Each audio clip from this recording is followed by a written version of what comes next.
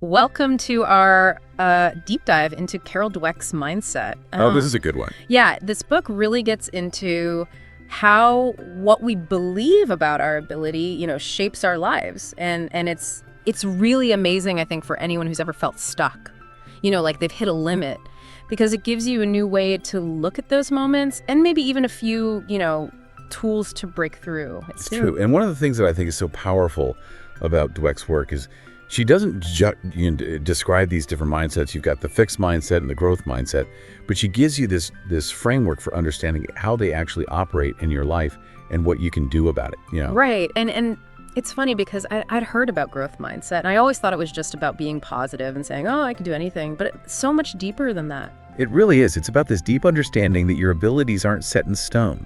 Think about your brain. Think about it like a muscle that gets stronger with exercise. Mm-hmm. A growth mindset is like committing to a workout routine, but for your brain. Mm-hmm. You know that you can develop your intelligence and talents over time. It's such a great analogy. It makes you think about all those times you might have held yourself back because you thought, oh, I'm just not good at math, or I'm not a creative person. Mm. What if those were just, limiting beliefs and not actually the truth? That's a big takeaway from mindset. She really challenges this notion of natural talent. Like, that's the deciding factor. She really argues that the most brilliant minds, they get there through hard work, dedication, willingness to embrace challenges. It makes you wonder about all those people who were labeled gifted, Yeah. early on. Did that help them, or did it actually set them up to be afraid of failure? Well, and she gives some pretty compelling examples in the book about this. Think about those kids who just sailed through school, never really had to put in much effort. When they hit a wall later on in college or, their careers even, they might crumble because they never learned how to struggle, how to learn from their mistakes. Yeah. It's like they were praised for being smart, but not for being resilient or resourceful. Yeah. Exactly. And that's why Dweck really emphasizes the importance of praising the process, not the outcome. Instead of saying, you're so smart, try saying, I'm impressed with how much effort you put into that project. So it's about shifting the focus from inherent ability to the actions and strategies that lead to success. Exactly. Yeah. And this applies to so many areas of life, not just academics. Think about learning a new language, or playing an instrument, or even just getting better at cooking. A growth mindset is essential, really, for mastering any skill. I've always wanted to learn how to play piano, but I always thought, hey, I'm just not musical enough. But listening to you, I'm starting to think, maybe that's just my fixed mindset talking. What if I approached it with the belief that I could actually develop my musicality, through practice and effort? That's the beauty of the growth mindset. It opens up all these possibilities that might have seemed closed off before. It makes you think about all the potential we might be leaving untapped because of those limiting beliefs about ourselves, huh? And that's why it's so important to be aware of these mindsets, both in ourselves and the people around us. Because even subtle messages like praising a child for being talented can inadvertently, foster a fixed mindset. So how do we shift from a fixed mindset to a growth mindset, especially if it's been, ingrained in us for years? Is that even possible? It is. It is. And Dweck offers some really practical strategies for making that shift. One of the keys is to recognize when your fixed mindset is taking over. Pay attention to your self-talk. When you find yourself saying things like, I'm not good at this, or I'll never be able to do that, that's your cue, right? To challenge those thoughts. So it's like we have this inner critic we need to learn to silence. In a way, yeah, but it's not about denying those thoughts, Yeah. Or beating yourself up for having them. It's about acknowledging them and then consciously choosing a different perspective. So instead of saying, I'm terrible at public speaking, you might say, I'm working on getting better at public speaking, and I'm learning new techniques, every time I practice. Exactly. It's about shifting your focus from judging yourself to focusing on that process of learning and improvement. Yeah. This is starting to feel really empowering. Like, even if we've been stuck in a fixed mindset for a long time, we can still choose to embrace a growth mindset and unlock new possibilities. And that's one of the most exciting things I think about Dweck's research. It gives us this sense of agency, this belief that we're not just products of our genes or our upbringing, but we actually have the power to shape our own abilities and our destinies. Okay, I'm hooked. I want to learn more about how to actually cultivate this growth mindset in different areas of my life. Where do we even begin? Well, let's start by looking at how these mindsets play out in real-life situations. Let's say you're faced with a challenging project at work. Someone with a fixed mindset, they might avoid it altogether, right? Fearing that they might fail. Looking competent. What would someone with a growth mindset do? I'm guessing they would see it as an opportunity to learn new skills and push themselves beyond their comfort zone. Exactly. They might even seek out feedback and guidance from colleagues, knowing that it's not a sign of weakness, but it's a way to improve. You know, this is making me think about how I approach challenges in my own life, and I'm definitely guilty of shying away from things that seem too difficult. But remember, it's not about becoming some kind of superhuman who never feels fear or doubt. It's about recognizing those feelings and choosing to move forward in spite of them. This is already starting to shift my perspective. Instead of seeing challenges as threats, what if I started seeing them as opportunities for growth? That's a great first step on your growth mindset journey. It's about embracing that idea that you can learn and grow throughout your life. That even setbacks can be valuable learning experiences. This is so much more than just positive thinking. It's about developing a deep belief in your own capacity for growth and then taking action based on that belief. And that's what we're going to explore further in this deep dive. We'll look at how to apply a growth mindset to specific areas of your life, like your relationships, your work, even parenting. And how to overcome those pesky fixed mindset tendencies that might be holding you back. Okay, so we've established that a growth mindset can help us to, embrace challenges and see setbacks as opportunities for learning. But where do these mindsets even come from in the first place? Like, is it nature or nurture or a little bit of both? Well, Dweck really delves into this in the book, and it turns out our early experiences play a huge role in shaping our mindset.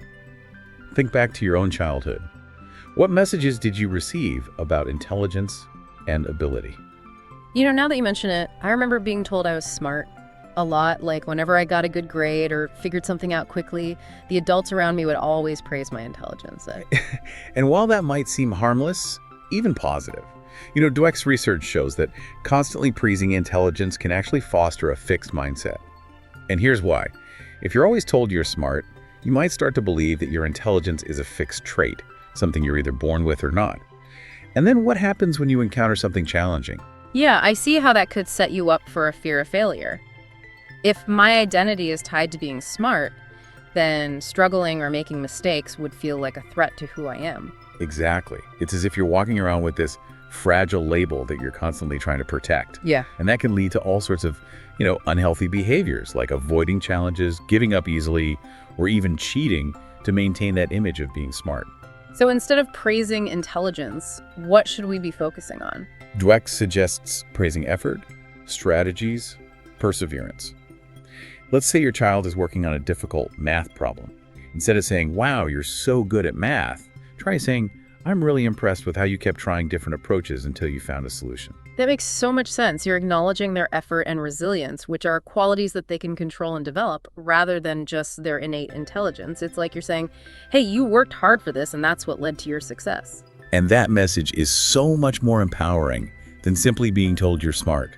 Because even if you're not naturally gifted in a particular area, a growth mindset tells you that you can still develop your skills through hard work and dedication. It's like you're giving them the tools to succeed, not just a pat on the back for something they might not even feel they earned. But it's not just about praise, is it? It's also about how we respond to setbacks and challenges. Right. Absolutely. Think about those moments when a child, struggles with a test or doesn't make the team they were hoping for. Our natural instinct as parents or mentors, is to try to protect them from those negative feelings, to downplay the situation or offer empty reassurances. But what message does that actually send?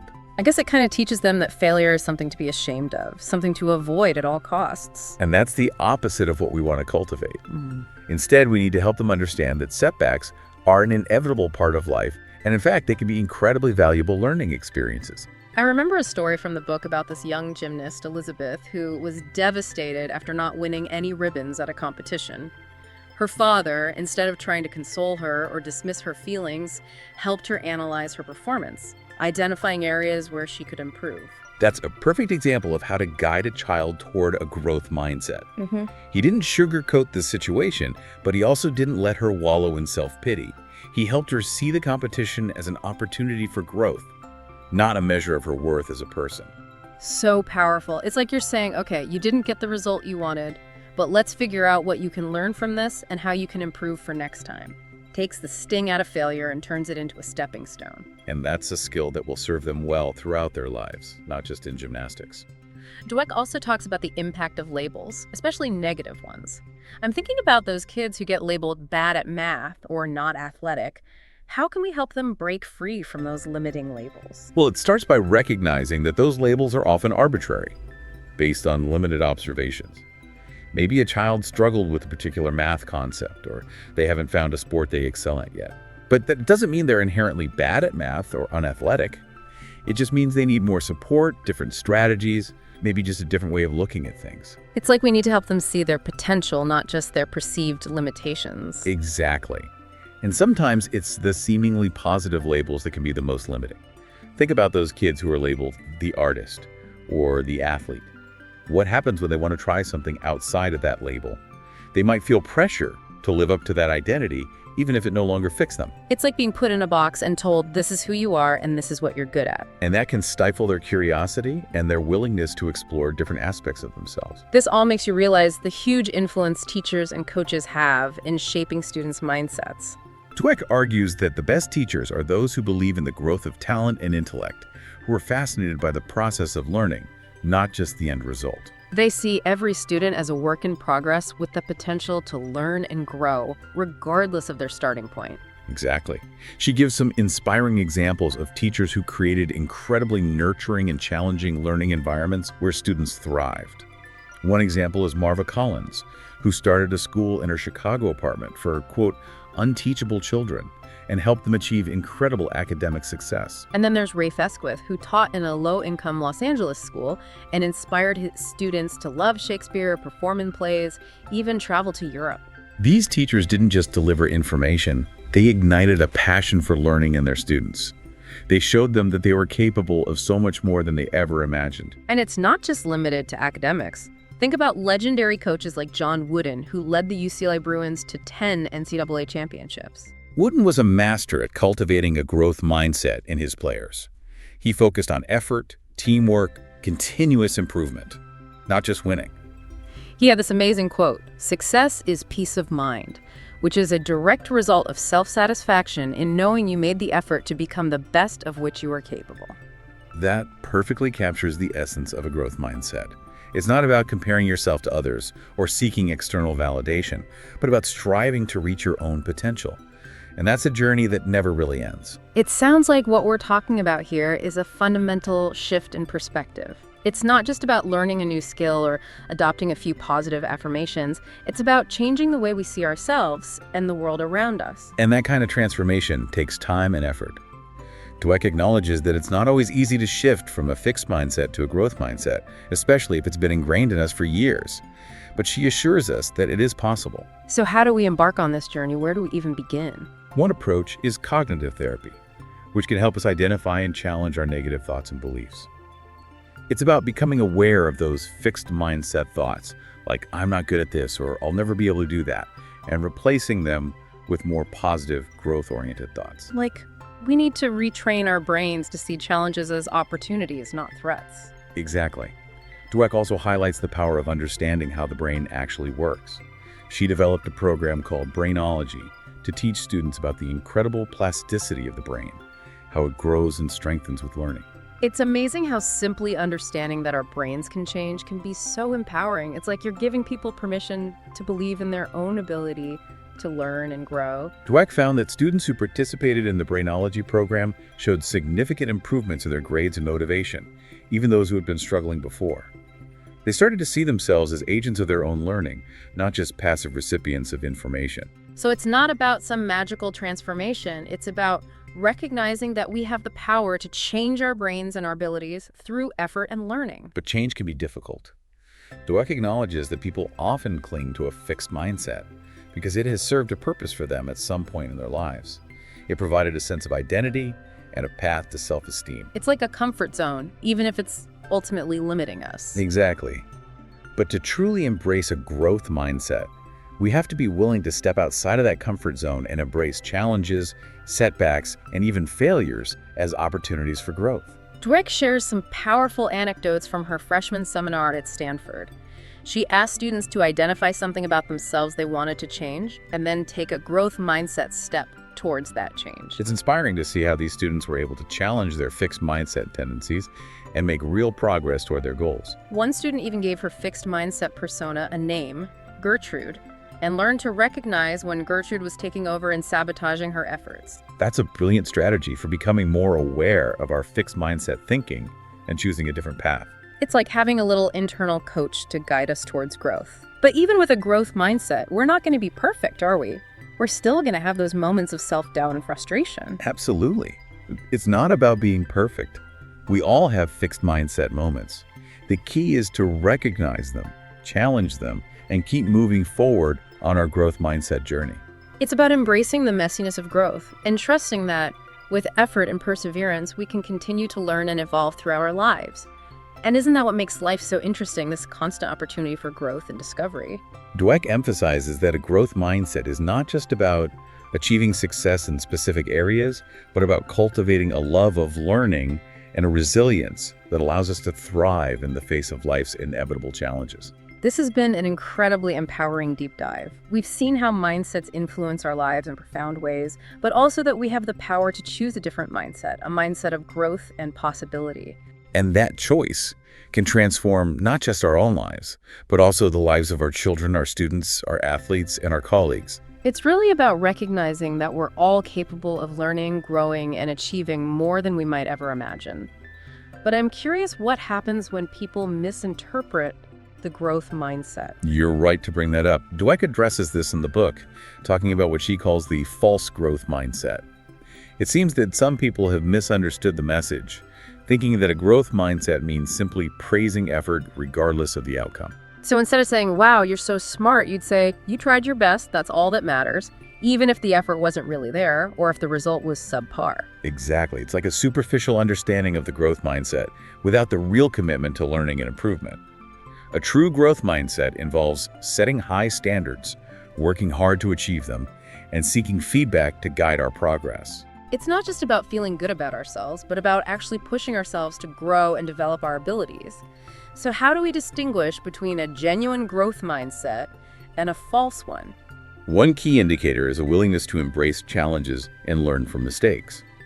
People with a true growth mindset aren't afraid to try new things, even if they might fail at first. They see setbacks as opportunities for learning and adjust their strategies accordingly. It's about encouraging a process of continuous learning and improvement. That makes sense. It's not just blindly praising effort. But what about when someone genuinely puts in the effort and still doesn't achieve the desired outcome? How do we praise effort without suggesting the person lacks ability? Instead of saying, "I'm proud of you for trying so hard even though you didn't win," you'd focus on the specific efforts and strategies they used regardless of the outcome. You might say something like, "I noticed how you really focused on improving your technique this week." That's a sign of real growth. The goal is to foster a belief in their ability to learn and grow, not to make them feel good about falling short. This is all so nuanced. It's clear that developing a true growth mindset requires more than just positive affirmations. It's about cultivating a deep-seated belief in our capacity to learn and a willingness to embrace the challenges and effort that come with growth. And it's about surrounding ourselves with people who support our growth and challenge us to reach our full potential. It's about creating an environment where it's safe to take risks, make mistakes, and learn from them. So if we're feeling stuck in a fixed mindset, where do we even begin to make this shift? It feels like such a big undertaking. Dweck suggests starting by simply acknowledging our fixed mindset tendencies. We all have them.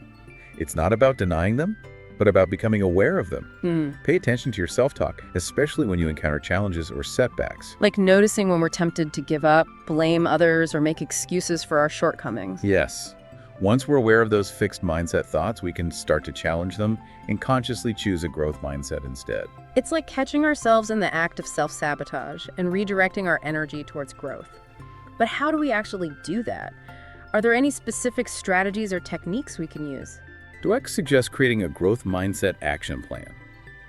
This could involve setting specific goals for areas where you want to grow, identifying resources and strategies to help you achieve those goals, and seeking feedback from trusted mentors or coaches. So it's about taking concrete steps to move beyond just thinking about growth and actually putting it into action.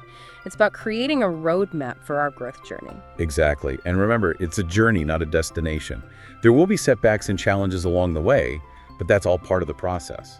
It's about embracing the messiness of growth and trusting that, with effort and perseverance, we can continue to learn and evolve throughout our lives. As we've been talking about growth mindset, I keep thinking about how this applies to relationships. We touched on it a little bit earlier, but I'd love to explore this more deeply.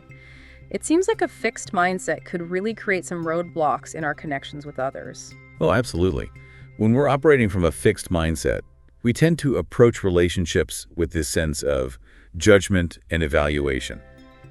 Like we're constantly assessing whether our partners or friends measure up to some predetermined standard. So instead of seeing them as individuals on their own growth journeys, we're kind of putting them in these little boxes and saying, you fit here or you don't fit here. Precisely. And that kind of rigidity can be incredibly damaging to a relationship.